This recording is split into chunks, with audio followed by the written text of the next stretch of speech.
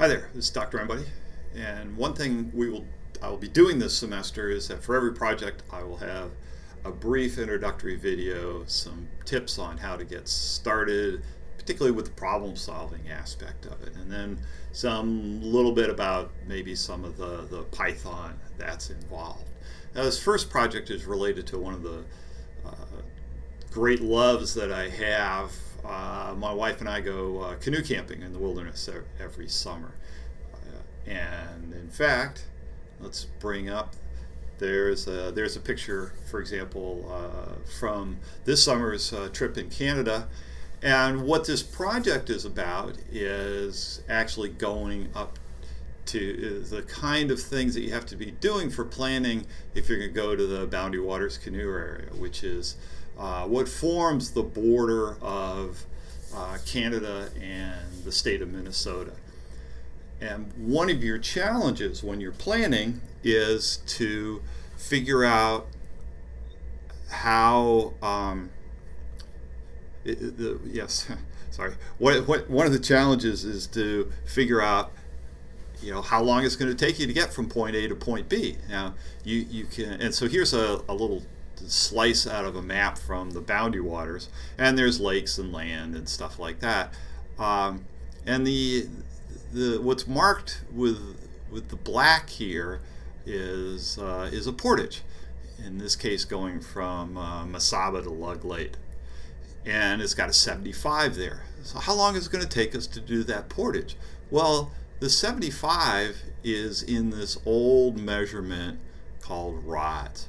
A rod is about 16 feet, which is about the length of a canoe, so it's kind of handy. So we'd have to go carry all our gear and our canoe 75 rods to get from one lake to the other, or 75 canoe lengths roughly. And how long is that going to take? And then if I go across, paddle that lake and then Duck Lake, and then there's another portage here that's another 67 rods, and whoa, here's one 444 rods. How long is that going to take us to do? So that's really what this project is about, is how long is it going to take me to do that? And at the same time, we'll do some other conversions, just so you get a little exercise in doing some arithmetic along the way. One thing that I will point out now, which will be important for you as you do this project, is this little comment right here. So we introduce you to the round function. It takes a value x, in this case rounds it to 3 places. You can play around with that.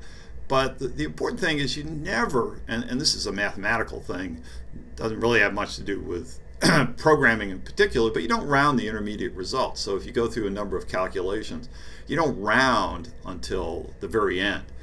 So in this case, I point out, only round when you print the values. Otherwise, the differences, sort of the rounding errors that they're sometimes called, will compound themselves. So you do some arithmetic on something, you round that value, and then you use that value and do some more arithmetic, and then you round again. The rounds compound themselves, so you actually end up with the wrong answer, or a bad answer in some sense. So watch out for that when you're doing that. And since we're on the topic of rounding, let's take a look at the Spyder and the window that's there. So one of the things to do is to find your way around this. And let's see here. There we go. So what's in the lower right corner here is what's known as the IPython console, okay? And that's what's clicked here, and there you can type Python commands, and I'll show you in a moment, and see what they do. And so you can use this. This is sort of your playground. Try things out in here. The window over here is where you write your program. And when you run that program, the output shows up here in the console. So the console has two things. You can sort of a playground to play around with things, and it's also where the output from your program shows up.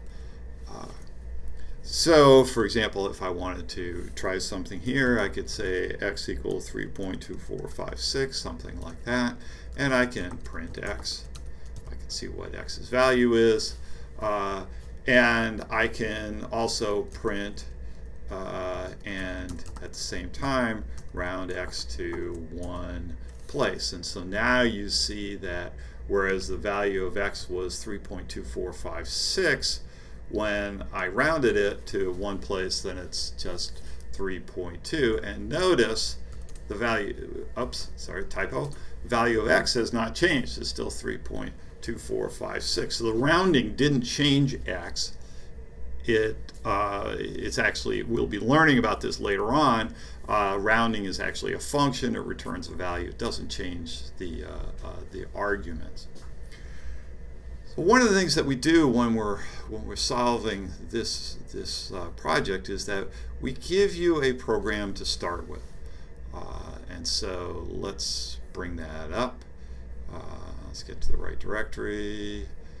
Where I have my program, I have my solution in there, but we're not going to show you that. There it is, number input.py. And notice how that shows up in my program area. And one thing that I want to do is I want to save it as, and in this case, I want to save it as the program. And notice here that when I do this, it's important that you see that we have a .py here. When we name the file with the .py, then that's a clue to your computer that this is a Python program, and then it will interact with it in a way understanding that it is a Python program. And one way to see if you forget to do that, let me get this here. So now I've saved this, and notice that one thing that happened was that now we see that my program in the Spyder is named proj01.py, and it has all these colors. So input is kind of purple, and the string here is green, and this variable that I created is is in black, and the comments are in gray. All this coloring comes out of recognizing that this has a .py. So one clue is that if that coloring disappears, that means you forgot to save it as a .py, and you can just save it as, and you'll be back to where you want to be quickly. The little arrow button there runs the program, so this program actually runs. It says enter an integer. So notice how the program runs in this lower right corner. So we enter an integer 5, enter a floating point number 234, right? And then it prints some values along the way. But what's important about this program is that it's got the three components of essentially every program. It starts out with some input. It does some calculations.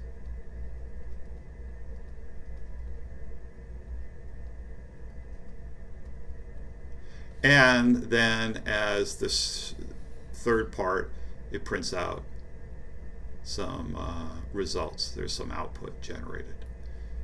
Right. Those are the three steps to every program. You get some input, you do some calculations, and you generate some output. every program we write is going to have that sort of format. Now, the output, when we get more complex, might be a plot of some sort. And obviously the calculations will get to be more complex. But that's the sort of the three parts to the program, and that's how that's what you're going to do with this particular assignment. So we go back to the assignment and we go down and we take a look at here we go at a particular example here. What's going on. It will prompt you to input some number of rods, and so in our example, we input that, and then we output, oh, you put in 444.44 rods. Well, duh, I just did that, that's fine. And then we do some conversion. We convert it into meters and feet and miles and furlongs, just to be silly in there. And then we, oops, it scrolled off the screen here. We will then calculate the number of minutes to walk that many rods, which is really what I care about, right? When I'm doing my planning, how when I come to a portage, how long it's going to take me to get across that portage. And of course, this is just a rough estimate that we're doing, but it's good enough for planning purposes. So there's your there's the three parts of your program. Take some input, do some calculations, in this case conversions, and then do some output. Now you'll notice here that we did things like, in this case, I have the product is actually in the print statement. I could, if I wanted to, calculated the product ahead of time and then printed the product there. I get the same results. If I input an integer, let's do a 4 this time. And and notice in this case we get this weird value for the this is nice that we got this, because then I can point something out. We get this kind of weird value here. Oh, wait a second. If I add a 4 and a 2.345, where did this 1 come from? And that comes from the fact that unlike integers, from a mathematical standpoint, integers are discrete. There's one right after another. Floating point values, if you remember your math, between any two floating point numbers is another floating point number. Just take the average of them. So there's this notion of infinity with the floating points, so that anytime a floating point is stored inside a computer, it's always stored as a rough approximation. Integers can be stored exactly. Floating points are an approximation, and we see that here with this weird looking value there, because that means that it got stored as an approximation that was close, pretty close, but not exactly the one that I input. And that has nothing to do with Python. That has to do with the hardware of the computer. So one thing I could do is, before I print it, I could round it to, I don't know, 4 places or 2 places or something. Right? And so I'm doing my rounding right before I print it. So let's do this. Let's do the same thing that I had here. Right. Oops, ha! I rounded the product. I need to. Oops, I meant to do the.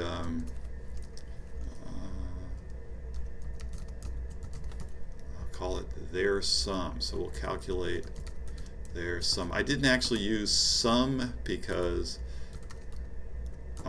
sum has a special meaning, and so we're going to take that value and do it to 2 places, and let's see what we get. We do the 4 and 2.345, and now we see, in this case, we can see the difference of when I did my rounding, right? So Before we had 6.345, and now we had it rounded to 2 places. And so that gave me the value rounded, and it looks a little nicer. And again, as I mentioned before, I did the rounding right before I did the printing. I could do the rounding in the printing if I wanted to do that. So if instead of having it here, there's a million ways to do this. And that would do exactly the same thing. All right. So a lot of what, and that's one of the reasons why when you do programming projects individually, that you end up with those kind of results. I mean, you end up with everybody doing them differently. So I mentioned that I went canoeing. It'll be interesting to see if I can actually get this to work. But let me leave you with the call of the loon, if in fact that comes out.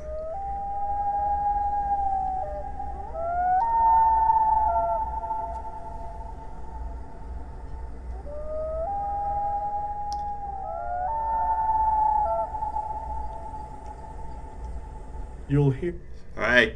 Good luck.